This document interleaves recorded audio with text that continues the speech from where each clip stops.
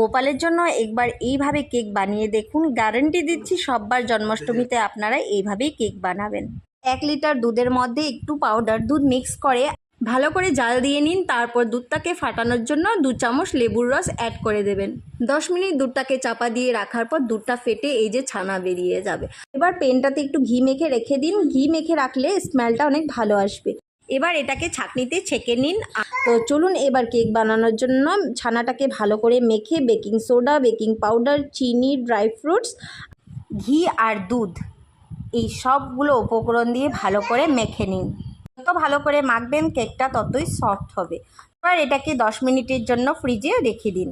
10 minute পর কেকটাকে fridge থেকে বের করে পেনে ঢেলে দিন। যেহেতু এটা গোপালের কেক, এটা কোনো ক্রিম দিয়ে সাজানো হবে না, তো চলুন এটাতে একটু ড্রাই ফ্রুটস দিয়ে সুন্দর করে সাজিয়ে দিন।